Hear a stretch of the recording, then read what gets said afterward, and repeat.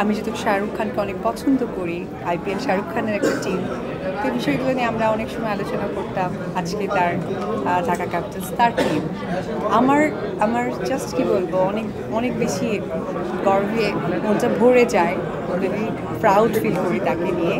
Are very congratulation. আসলে আমার কথাটা একটু ডিপ্লোম্যাটিক ছিল বোঝার, বা আমার হয়তো বা বোঝানোর একটু গ্যাপ ছিল। সো এরপরে আর একটা টেলিভিশন প্রোগ্রামের মধ্য দিয়ে ব্যাপারটা আমার মনে হয় সবাই বুঝে গেছে। দিদি, সাকিব ভাই নতুন টিম নিয়েছেন, খেলার এই প্রথম কেমন লাগছে এবং খেলার সামনে শুরু হবে সাকিব ভাই কেমন?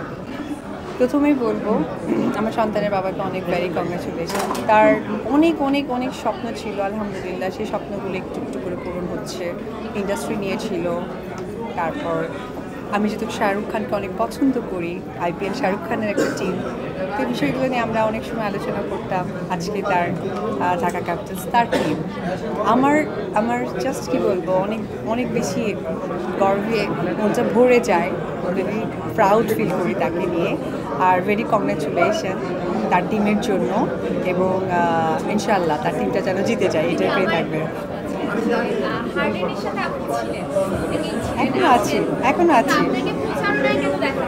না, এখনো আছি। আপনারা সকলে জানেন আমার একটা ফ্র্যাঞ্চাইজি স্টোর আছে, এখনো আছি। আর থাকার কিছু নেই তো।